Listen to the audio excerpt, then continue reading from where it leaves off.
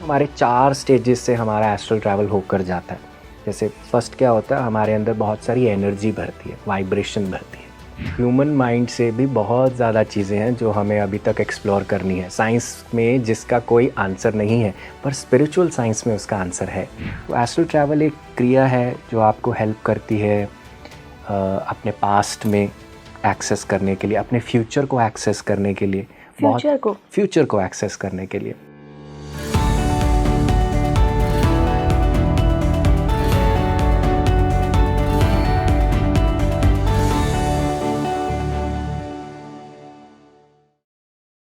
नमस्कार भारत, आप देख रहे हैं स्पीकिंग श्री। मैं हूं आपके साथ इला गोस्वामी। आपने एस्ट्रल ट्रैवल के बारे में बहुत कुछ सुना होगा। जब आपका जो सूक्ष्म शरीर है वो बाहर निकल जाता है और ब्रह्मांडों की यात्रा भी करता है, कहीं भी जा सकता है। लेकिन आखिर ये एस्ट्रल ट्रैवल क्यों होता है, इसका पर्पस क्या है, और अगर किसी को ये हो रहा है तो वो उससे कैसे फ़ायदा उठा सकता है, क्या जान सकता है। जो मेरे आज के एक्सपर्ट हैं वो हमें एस्ट्रल ट्रैवल के बारे में ही पूरा बताएंगे।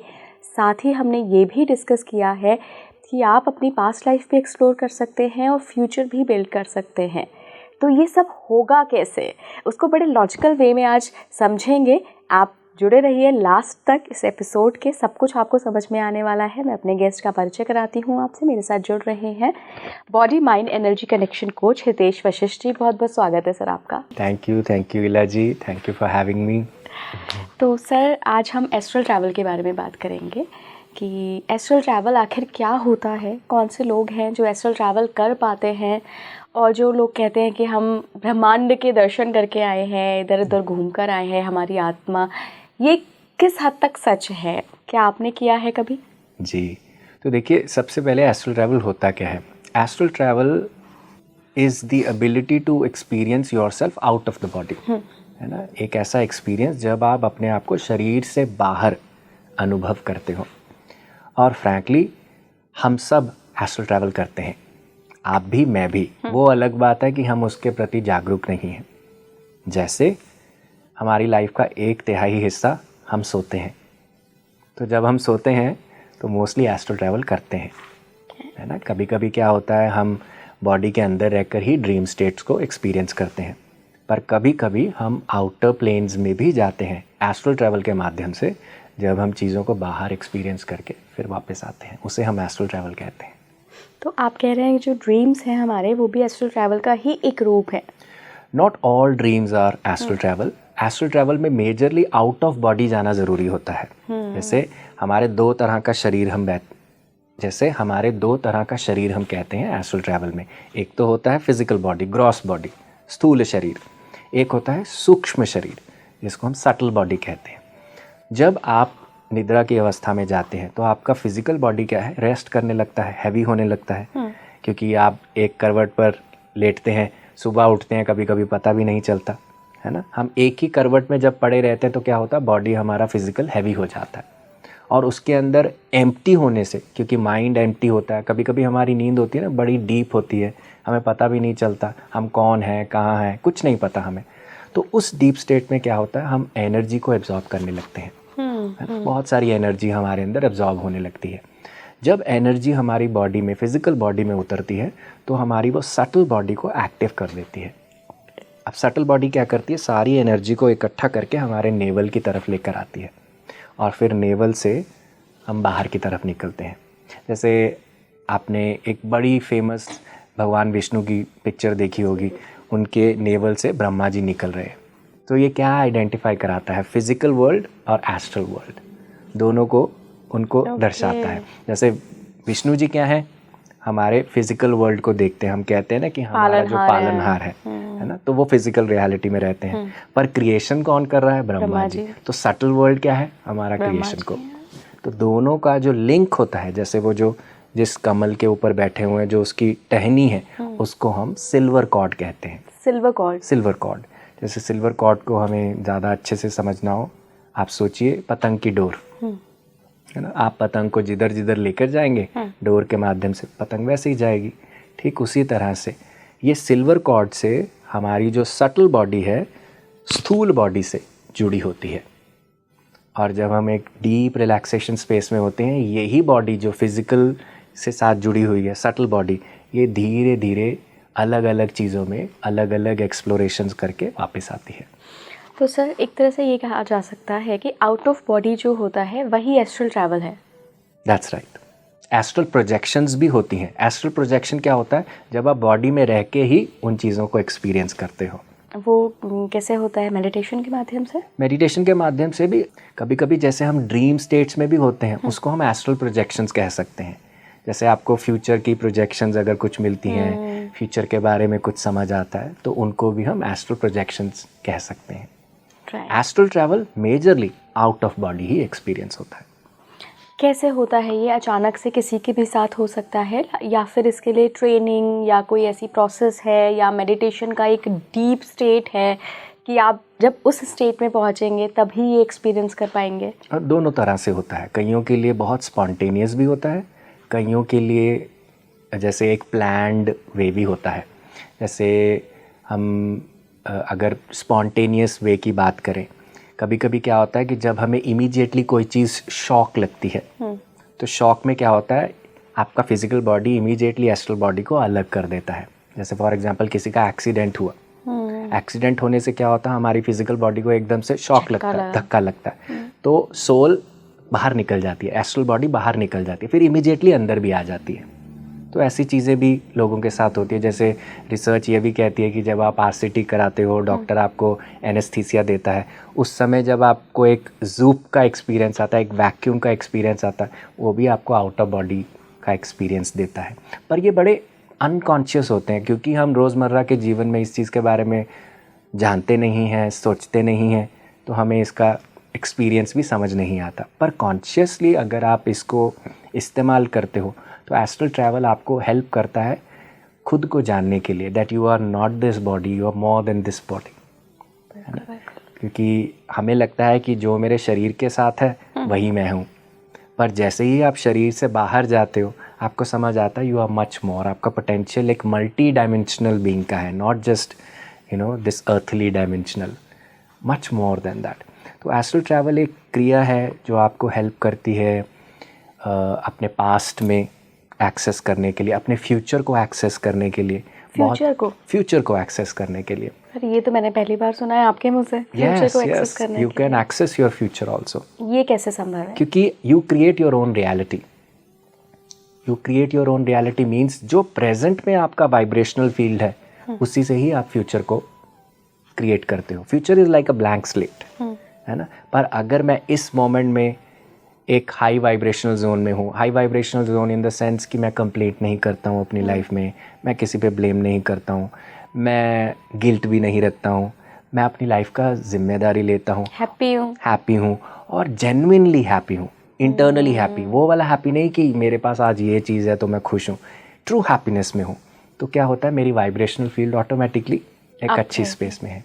तो उस स्पेस से अगर एस्ट्रल ट्रैवल होए और आपको फ्यूचर का प्रोजेक्शन क्रिएट हो, तो आप अपने लिए एक बेटर फ्यूचर भी क्रिएट कर पाते हैं। सर मैं इस प्रोसेस को समझी नहीं। क्या मतलब आप ये कह रहे हैं कि जब हम बहुत हाई वाइब्रेशन पे वाइब्रेट करते हैं, अगर उस टाइम हम एस्ट्रल ट्रैवल करें तो हम अपना फ्यूचर निर्धारित कर सकते हैं? फ्यूचर निर्धारित कर सकते हैं कि मैं कहाँ जन्म लूँगी, अगला मैं क्या करूँगी, इसी जन्म में भी, इसी जन्म में भी कह रहे हैं। 3 years from now, 5 years from now, 10 years from now। कोई एग्जाम्पल्स, केस वगैरह हैं आपके पास? तो देखिए, मैं आपको एक पास्ट लाइफ रिग्रेशन का केस बताता हूँ, क्योंकि पास्ट लाइफ रिग्रेशन में यूजुअली हम पास्ट लाइफ तो करते ही हैं, पर एंड के सेशन में जैसे हम फ्यूचर लाइफ प्रोग्रेशन भी करते हैं, ये भी करते हैं। हाँ, कि लोगों को हम कहते हैं कि आप फ्यूचर का एक अपना एक थोड़ा सा ग्लिम्स लीजिए, ग्लांस लीजिए, जैसे 5 years डाउन द लाइन, है ना, आप अपने आप को देखिए। तो जैसे एक व्यक्ति आए थे, उन्होंने देखा कि आई हैव 2 daughters। 5 साल के बाद उनका मेरे को फ़ोन आया, ये मैं आपको बात बता रहा हूँ 2012 की। ओके। तो फिर उनका फ़ोन आया अराउंड 2017-18 के करीब, that I really right now I have 2 daughters। और इन्होंने तब उस समय क्रिएट किया। मैं ये नहीं कहूँगा कि पास्ट फ्यूचर बना हुआ है। आप जिस वाइब्रेशनल फील्ड में होते हो, जितनी ओपननेस में अपनी स्पेस में होते हो, उससे जो भी क्रिएट करते हो, तो फ्यूचर वो मैनिफेस्ट करके आपकी तरफ लेकर आता है। सर अच्छा, जैसे अगर हम लॉ ऑफ कर्मा को समझें तो हम जैसा कर्म करते हैं हमारा जितनी फ्री विल हमें दी जाती है उसके अकॉर्डिंग हमारा फ्यूचर बनता है। बाकी जो होता है वो हम प्रारब्ध से लेकर आते हैं, जो भी हमने पिछले कई जन्मों में काम किए हैं वो हम इस जन्म में आगे अपना फ्यूचर के रूप में लेकर आते हैं। अभी आप में बात कर रहे हैं, ये भी जैसे ही बात ख़त्म हुई पास्ट बन गया, तो प्रेजेंट में हम जो बात कर रहे हैं वो पास्ट हो गया। फ्यूचर जो है वो अगले दिन क्या होने वाला है, उसके अगले दिन क्या, या 10 साल बाद क्या होने वाला है। तो ये बहुत हद तक नियत नहीं है, ये तो लिखा हुआ है कि आज से 10 साल बाद क्या होने वाला है। तो फिर हम कैसे एस्ट्रल ट्रैवल के ज़रिए उस चीज़ को निर्धारित कर सकते हैं जो पहले से ही लिखी हुई है। जी देखिए, in our life journey the things are pre planned, it's not pre destined. दोनों में अंतर है। फॉर एग्जाम्पल, अगर किसी की लाइफ में लेट्स से उन्होंने प्री प्लान किया है कि इस लाइफ टाइम में उनका एक लेग टूटेगा, एक्सीडेंट होगा, है ना। अब ये इवेंट तो प्री प्लान्ड है, पर इस इवेंट के होने से आप अपने मन में क्या विचार उठा रहे हैं वो डिसाइडेड नहीं है, प्री डेस्टिन्ड नहीं है। जैसे फॉर एग्जाम्पल, इसके होने के बाद मेरा ये विचार हो सकता है, मेरी किस्मत, अब मेरे साथ ही ये होना था, अब मेरा ये भी नहीं हो रहा, अब मेरी टांग भी टूट गई है, तो मैं कोस रहा हूँ। एक तो ये पॉसिबिलिटी है। दूसरी पॉसिबिलिटी क्या है, ठीक है टांग टूटी है, भगवान ने समय दिया, अपने ऊपर समय लगाऊं, मैं मेडिटेट करूं, थोड़ा अपने आप को समझूं, कोई अच्छी किताब पढूं। कैन यू सी, आपका जो मनोस्थिति है वो नहीं डिसाइडेड है। मनोस्थिति आप प्रेजेंट में डिसाइड करते हैं, ठीक है। तो प्री प्लान्ड इवेंट्स हो सकती हैं, पर उस इवेंट को आप अपने प्रेजेंट में कैसे उतारते हैं, उसको कैसे देखते हैं, ये डिसाइडेड नहीं है। इसीलिए हम कहते हैं you create your own reality. आप प्रेजेंट में ही अपनी रियलिटी को क्रिएट करते हो। फ्यूचर की इवेंट्स हो सकती हैं, पर आप उनको कैसे अपने जीवन में उतारोगे, कैसे देखोगे, उनसे कैसे रिएक्ट करोगे, रिस्पॉन्ड करोगे, ये डिसाइडेड नहीं है। जितना सर मुझे अभी तक हमारी बात में समझ आया कि एस्ट्रल ट्रैवल मतलब जब आपकी सोल बाहर निकल जाती है शरीर के, सटल बॉडी आप कह लीजिए, सटल बॉडी, सूक्ष्म शरीर बाहर निकल जाता है एंड वो ट्रैवल करते हैं कहीं भी। जी। तो यही सूक्ष्म शरीर क्या फ्यूचर में जाता है? और देखिए, टाइम इज, हमें लग सकता है कि time is linear, in the soul plane time is non linear, it's non linear. Past, present and future is happening at one time. हमने वो मूवी देखी है इंटरस्टेलर, उसमें कितना parallel realities, it is the reality. Multiverses, multi dimensional future को access करना, it is all possible, है ना, क्योंकि आप भी मल्टी डायमेंशनल बीइंग हो, आप फिजिकली नहीं हो, मल्टी डायमेंशनल हो। अच्छा, आपको ऐसा लगता है कभी, मतलब कभी आपने ऐसा सोचा रिसर्च करने का, या आपको क्या पता मिला भी हो कुछ डॉक्यूमेंट कि जो ये पिक्चरें बनती हैं, इंटरस्टेलर हो गया या ऐसी जो भी पैरेलल यूनिवर्स और बाकी मल्टीवर्स एंड ऑल पे पिक्चर बनती हैं, ये खुद भी कहीं ना कहीं प्रेरित होते हैं इन सब चीज़ों से कि एस्ट्रल ट्रैवल है, एग्जिस्ट करता है? क्या पता उन्होंने खुद भी किया हो। ऑफ कोर्स देखिए, ह्यूमन माइंड से भी बहुत ज़्यादा चीज़ें हैं जो हमें अभी तक एक्सप्लोर करनी है। साइंस में जिसका कोई आंसर नहीं है, पर स्पिरिचुअल साइंस में उसका आंसर है। तो स्पिरिचुअल साइंस को जैसे जैसे हम एक्सप्लोर करते हैं, स्पिरिचुअल साइंस क्या है? To know yourself more than the body, to know yourself more than the logic, क्योंकि लॉजिक हमारा सिर्फ 10% है, 90% इज अ लॉट मोर। तो उसको एक्सेस करना कैसे होगा? जब आप अपने रियल सेल्फ को समझेंगे, अपनी डायमेंशनल सेल्फ को समझेंगे, है ना। जैसे मैं अगर आपको एक क्वेश्चन पूछूं, जब आप सो जाते हो आप कहाँ होते हो, हमें नहीं पता होता। कई बार तो ड्रीम्स भी याद नहीं होते हैं, कुछ भी नहीं याद रहता, है ना। एक डीप स्लीप में चले जाते हैं, पर हमें नहीं पता हम क्या हैं। What is it? It speaks कि आपको फिजिकल बॉडी का कुछ भी नहीं है, पर आप हो। जैसे ही नींद खुलने लगती है, आप अपने शरीर में वापस आ जाते हो। आपने कभी एस्ट्रल ट्रैवल किया है? हाँ, एस्ट्रल ट्रैवल ज़रूर। मैं देखिए एस्ट्रल ट्रैवल करता हूँ, पर नॉट कि मुझे होना ही चाहिए अभी हो। नेचुरल अगर आए तो मैं ज़रूर करता हूँ, है ना। अपने आप ही होता है, नेचुरल होता है। जैसे मैंने बहुत बार देखा है कि अगर हम मेडिटेशन को ज़्यादा लंबे देर तक करते हैं, 3 आवर्स तक करते हैं, तो ऑटोमेटिकली एस्ट्रल ट्रैवल अपने आप होता है। तो उस स्पेस में आप बहुत सारी चीज़ों को एक्सप्लोर कर सकते हो। आपने किन किन चीज़ों को एक्सप्लोर किया, अगर आप शेयर करना चाहें? हाँ, देखिए, I have met many guides, masters in the astral travel realm, और बहुत सारी जो डायमेंशंस होती हैं, अलग अलग डायमेंशंस का भी थोड़ा बहुत एक्सपीरियंस लिया है। जैसे एक एक्सपीरियंस में आई हैव सीन एक बहुत बड़ी लैब है, जैसे हमारी लेबोरेटरीज होती हैं वैसे एक बहुत बड़ी लैब है वहाँ पे, और बहुत सारे मास्टर्स इकट्ठे मिलकर वहाँ पे कुछ क्रिएट कर रहे हैं. They are trying to create, so they are giving me a chance to assist, to just see, not participate, but just see. तो ऐसे बहुत सारी चीज़ों को आप डायरेक्टली एक्सपीरियंस कर सकते हो, क्योंकि सारी चीज़ें हमारी बुक्स में अभी तक लिखी नहीं गई हैं. तो जब आप उस लैब में थे वहाँ उन लोगों को पता था कि आप एस्ट्रल ट्रैवल के थ्रू आए हैं? Of course. देखिए वो तो ऑलरेडी एनर्जी हैं, they are not a physical body, they are energy bodies. तो एनर्जी बॉडीज़ को तो, डिवाइन बींग्स को तो सब कुछ पता है.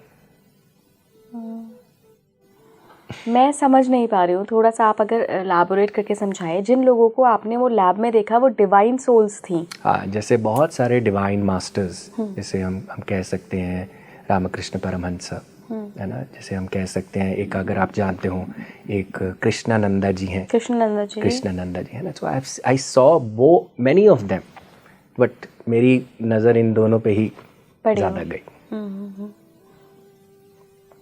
तो ऐसे बहुत सारी रियलिटीज़ को आप एक्सपीरियंस कर सकते हैं. देखिए सुनने में आपको लग सकता है कि ये ऐसा कैसे हो सकता है, पर जिसके साथ होता है वही समझ पाता है ना. क्योंकि हाँ, क्योंकि हमारे साथ हमारी लाइफ में बहुत सारी चीज़ें हमारी स्लीप स्टेट में भी होती हैं जो हम उस समय रजिस्टर नहीं कर पाते, पर जब समय आएगा ना वो रजिस्टर होंगी. मेरी एक फ्रेंड थी, वो मेडिटेट वगैरह कुछ भी नहीं करती थी, पर उनको कई बार ये एक्सपीरियंस होता था सर कि वो सो रही हैं, बहुत अच्छी डीप स्लीप में हैं, और अचानक से निकल गई बॉडी से और किसी दूसरे घर के कमरे में जाकर ट्रैवल कर रही है, और उनको उस टाइम समझ नहीं आता था कि ये क्या चल रहा है. तो वो लोगों से बोलती थी, मतलब जो भी उनका सूक्ष्म शरीर था वो लोगों से बोलता था कि मुझे I don't know what is happening around me, पर तो मुझे जाके उठा दो एक बारी, उठा दो. फिर वो बड़ी मशक्क़त के बाद उठती थी. वो इसको पहले स्लीप पैरालिसिस मानती थी.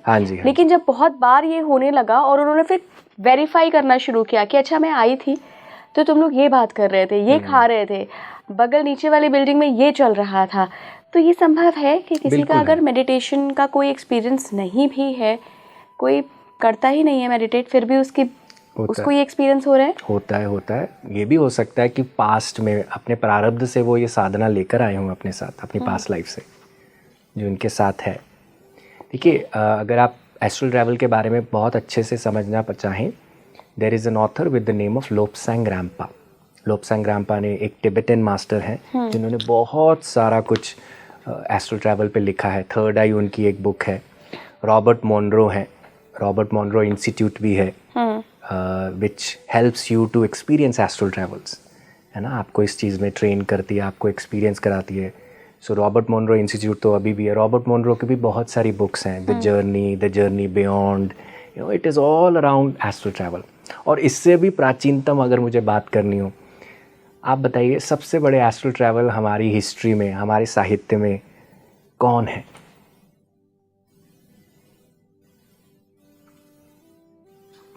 Narad ji.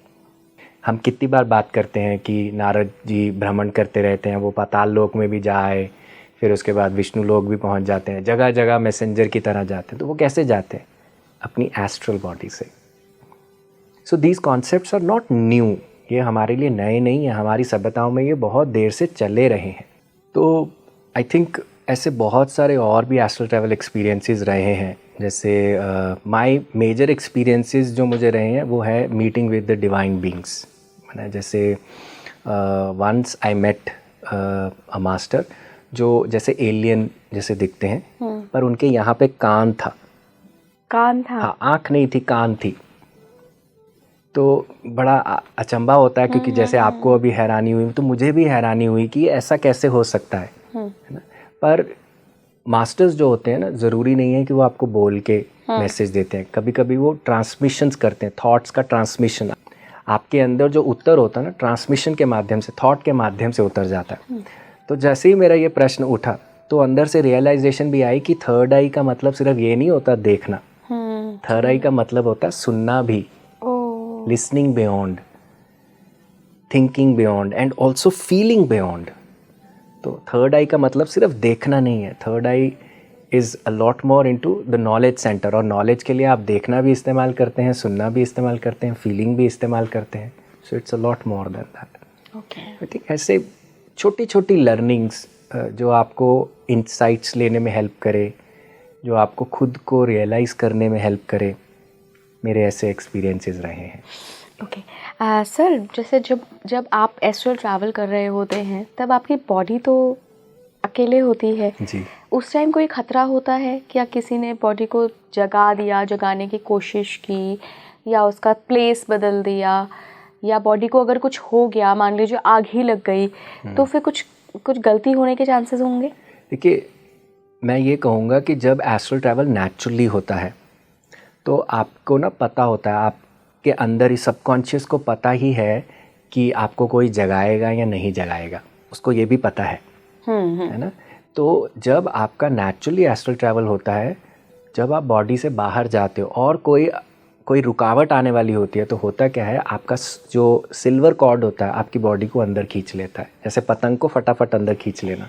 And this happens with the speed of light. इसको ज़्यादा समय नहीं लगता है. जैसे मैं कहूँगा सेकंड का भी नैनो सेकंड, माइक्रो सेकंड, और इतनी जल्दी से ये चीज़ हो जाती है. तो बहुत सेफ होता है अगर नेचुरली ये चीज़ आए. आप अपने लिए क्रिएट कर रहे हैं, पुश कर रहे हैं, तो ऑब्वियसली इसके लिए हमें इंटरवेंशन चाहिए होती है, हेल्प चाहिए होती है.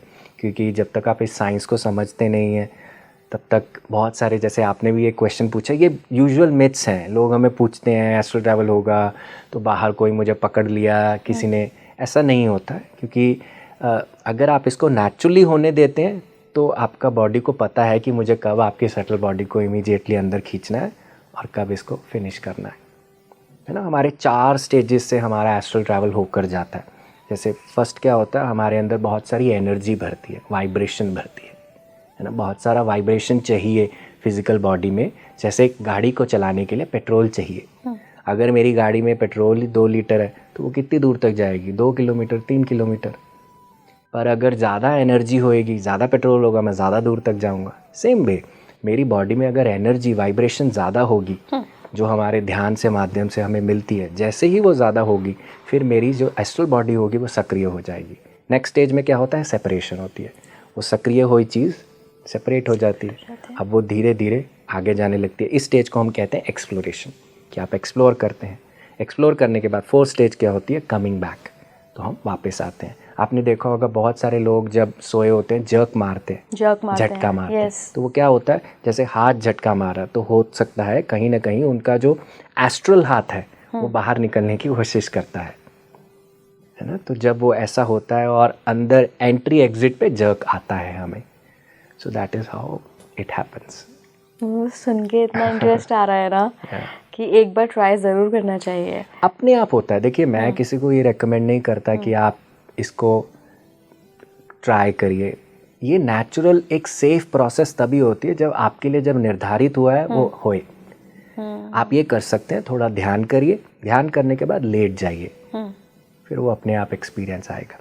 और कईयों को आता भी है. जैसे कभी कभी हमें लगता नहीं है डीप स्पेस में कि मैं कहीं उड़ता चला जा रहा हूँ, फ्लाइंग का एक्सपीरियंस आता है या फॉलिंग का एक्सपीरियंस आता है. वो भी एक एस्ट्रल ट्रैवल एक्सपीरियंस होता है. कभी कभी हमें लगता है कि मैं लेटा हुआ हूँ पर मेरा हाथ पाँव ऊपर की तरफ जा रहा है. हाँ राइट, ये तो कई बार लगता है. वो क्या होता है कि हमारा जो एस्ट्रल बॉडी है वो एक्टिव हो रहा होता है. ओके. इट इज़ नेचुरल, हम सबके साथ होता है. पर हम क्योंकि जानते नहीं हैं, इसको इस्तेमाल करना नहीं सीखे हैं. हम जैसे बात करते हैं कि पुराने हम ऋषियों की बात करते हैं, वो शिवलोक पहुंच जाते थे शिव जी से मिलने के लिए. कैसे जाते थे? Astral travel. फिजिकली थोड़ी जाएंगे, वो एस्ट्रली जाते थे. अगर मैं आपसे ये पूछूं कि क्या कैलाश, जहाँ कोई भी नहीं चढ़ पाता है, क्या एस्ट्रल ट्रैवल के थ्रू कोई व्यक्ति कैलाश के दर्शन कर सकता है? एब्सोल्युटली. एस्ट्रल ट्रैवल में you don't need any visa, any passport, nothing is needed. You have a free entry. क्योंकि हायर प्लेन्स में कोई भी बैरिकेड्स नहीं है. आपकी जैसी एनर्जी होगी आप वैसी जगह पर जाओगे. सो हमारा जो एस्ट्रल वर्ल्ड्स होते हैं ना, हमारे थॉट प्लेन का रिफ्लेक्शन होते हैं. जैसे मेरे विचार होंगे वैसा मेरा एस्ट्रल प्लेन भी डेवलप होता है. अगर मेरे विचार हैं कि हाय कोई मुझे ट्रबल करेगा, कोई मुझे पेन देगा, एस्ट्रल ट्रैवल में भी आपको हो गया वो भी नाइटमेरिश हो सकता है ना, क्योंकि आपके जो थॉट प्लेन में जो चीज़ें अगर आपकी लो वाइब्रेशन की हैं तो वैसा एक्सपीरियंस आपको देती है। वहीं अगर आप कभी, तो हम कहते हैं ना कि रात को एक अच्छा इंटेंट दे के so, invite a healing dream, a healing journey. हम कहते हैं, बात करते हैं कि आज मुझे देवी माँ के साथ जाना है ना, आज मुझे शिव जी के पास जाना और अपने डिवाइन बीइंग गाइड के साथ जाना है। जब आप एक इंटेंट देते हो, अपने थॉट्स को एक अच्छी स्पेस में छोड़ते हो, ताकि जब आप उस गहरी अवस्था में जाओ, आपका वही जो स्पेस में जिसमें आपने थॉट को छोड़ा, वहीं से आप आगे चालू कर पाओ। तो ये तो सर उल्टा भी हो सकता है ना, कि मैंने ऑलरेडी ये इंटेंट दे रखा है, तो मेरा जो सबकॉन्शियस माइंड है वही मेरे साथ प्ले कर रहा है, ड्रीम्स में लेकर जा रहा है मुझे, क्या पता वो एस्ट्रल ट्रैवल ना हो।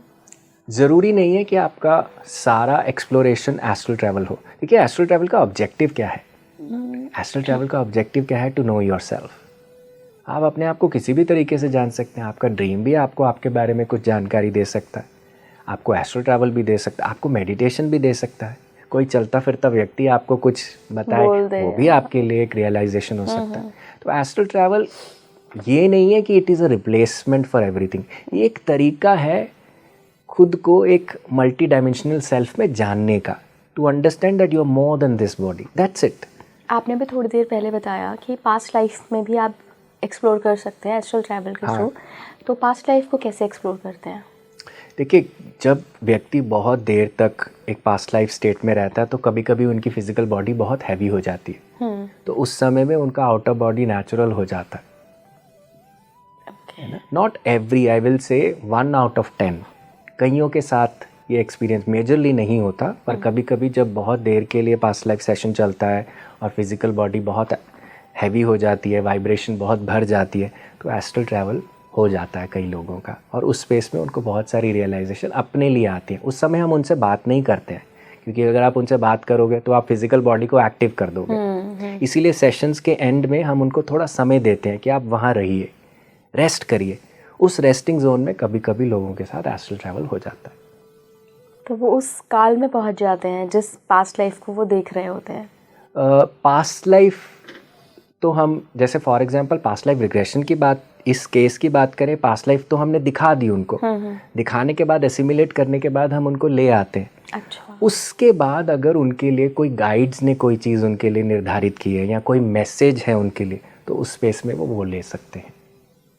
गाइड्स एंड मैसेज वाला क्या? जैसे हमारे सब यहाँ पे टीचर्स हैं, मैथ्स टीचर, इंग्लिश टीचर, वैसे ही हमारे पास गाइड्स होते हैं। Teacher in the non physical plane, है ना, वो एकेडमिक्स नहीं सिखाते, पर हमें जो जीवन जीने की कला है, हमारे जो लाइफ के बड़े बड़े क्वेश्चंस हैं, उनमें हमें हेल्प करते हैं, है ना, तो उनको हम नॉन फिजिकल गाइड कहते हैं। और हर सबके पास, मेरे पास भी, आपके पास भी, हमारे पास नॉन फिजिकल गाइड्स होते हैं।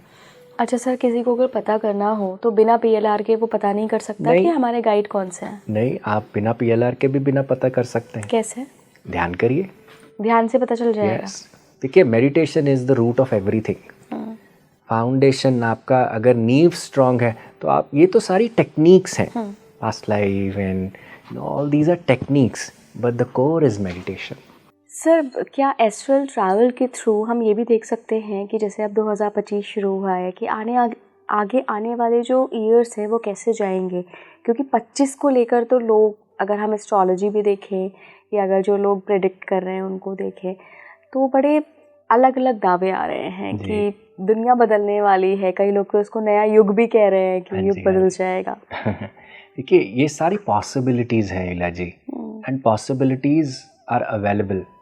जो एस्ट्रल प्लेन्स होते हैं वो इन्फिनिट पॉसिबिलिटीज़ हैं, मैं कहूँ, क्योंकि हमारा एक फिजिकल प्लेन है जहाँ पे फाइनाइट पॉसिबिलिटीज़ हैं, हम लिमिट्स में चलते हैं, पर वहाँ पे क्योंकि एक सटल प्लेन है, एनर्जी प्लेन है, तो जो चीज़ आप एक्सेस करना चाहते हो वो एक्सेस कर सकते हो, जो आपके लिए बनी हुई है, जिसके लिए आप रेडी हो। जिसके लिए आप रेडी नहीं हो वो चीज़ तो आपके लिए नहीं खुलेगी, पर कई लोग अपनी स्पेसिस में रेडी होते हैं और इन चीज़ों को वो एक्सेस करते हैं। जैसे अगर मुझे एग्जाम्पल्स में बताना हो, हम नॉस्ट्राडेमस की प्रेडिक्शंस की बात करते हैं, वो कहाँ से आई हैं ये, है ना, हम क्या वो एस्ट्रल ट्रैवल करते थे? एस्ट्रल ट्रैवल कह लीजिए या एक एस्ट्रल प्रोजेक्शन कह लीजिए, है ना, क्योंकि प्रोजेक्शन के माध्यम से भी आप उन चीज़ों को जान सकते हो। एक बहुत फेमस ऑथर रहे हैं, क्लैरवॉयंट रहे हैं, उनका नाम था एडगर केसी। एडगर केसी ने बहुत सारी बुक्स लिखी हैं। इनफैक्ट उनका ये दावा था कि सटल प्लेन से वो ऐसी इन्फॉर्मेशन लेकर आ सकते हैं जिसके कारण आप अपनी क्रॉनिक इलनेसेस को भी ठीक कर सकते हो। तो उन्होंने बहुत सारी रेमेडीज़ की बुक लिखी जो एस्ट्रल प्लेन से, हायर प्लेन से जो उन्होंने इन्फॉर्मेशन इकट्ठी करी। एटलांटिस के ऊपर बुक लिखी। ये प्लेन्स, ये इन्फॉर्मेशन हमें अवेलेबल नहीं है, पर क्योंकि वो एक फील्ड है जो इन्फिनिट पॉसिबिलिटीज़ है और जहाँ आप जा सकते हो, जहाँ आपके जाने की विलिंगनेस है, क्षमता है, आप उन चीज़ों को एक्सेस कर सकते हो। तो 2025 के बारे में कोई चीज़ आपको पता लगी है थ्रू एस्ट्रल ट्रैवल, या आपके साथ जो लोग करते हैं, रहते हैं? देखिए, मेरे पास एज सच इस तरह से कोई इन्फॉर्मेशन आई नहीं है, ना ही मैं इंटरेस्टेड हूँ, क्योंकि मैं बिलीव करता हूँ कि हमें प्रेजेंट को अच्छे से जीना चाहिए। मेरे लिए फ्रैंकली अगर मैं इस व्यू पे अपनी बात करूँ, मुझे लगता है everything is great, everything is going great, है ना। बाकी हमारा देखने का तरीका हो सकता है, क्योंकि कभी कभी लोग उसको एक पेन पॉइंट की तरह देखते हैं, क्योंकि शिफ्ट चेंज आएगी तो कभी कभी पेन आता है सबको, है ना। तो हम उस तरीके से देखते हैं, पर मुझे लगता है अगर हम बेस्ट अपना प्रेजेंट को दें, हमारा future is also bound to be best. So that is what matters for me. Right sir, अगर किसी को एस्ट्रल ट्रैवल का एक्सपीरियंस करना हो, मैं तो यही कहूँगी, देखिए कि बिना एक्सपर्ट के कभी मत करिएगा, सीख कर ही करिए। तो कौन कौन सी टेक्निक्स हो सकती हैं, कैसे कर सकते हैं, कितने दिन में कोई व्यक्ति कर सकता है, पहला एक्सपीरियंस कब होगा?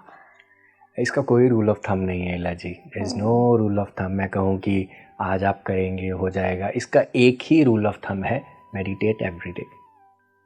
और एस्ट्रल ट्रैवल एक हश हश वर्ल्ड नहीं बनाए हम, क्योंकि हमें लगता है एस्ट्रल ट्रैवल कर लूँगा मुझे कोई बहुत अच्छी चीज़ मिल जाएगी। जिसको एस्ट्रल ट्रैवल हो रहा है, मुझे एस्ट्रल ट्रैवल हुआ पर मैं नॉर्मल ही हूँ, कुछ बदल नहीं जाएगा। आप जब तक उस रियलाइजेशन को अपने जीवन में नहीं उतारेंगे तब तक कुछ नहीं बदलेगा। और रियलाइजेशन, जैसे कि मैंने पहले कहा, वो किसी भी तरीके से आपकी तरफ आ सकती है। सो बेस्ट तरीका है मेडिटेट करें। मेडिटेशन करेंगे, आपकी एनर्जी बढ़ेगी, और जब एस्ट्रल ट्रैवल आपके लिए होना होगा वो हो जाएगा, नहीं होगा तब भी राम राम। बिल्कुल बिल्कुल sir, thank you so much जुड़ने के लिए। Thank you Ila ji, thank you. आप जुड़े रहे स्पीकिंग ट्री के साथ। नमस्कार।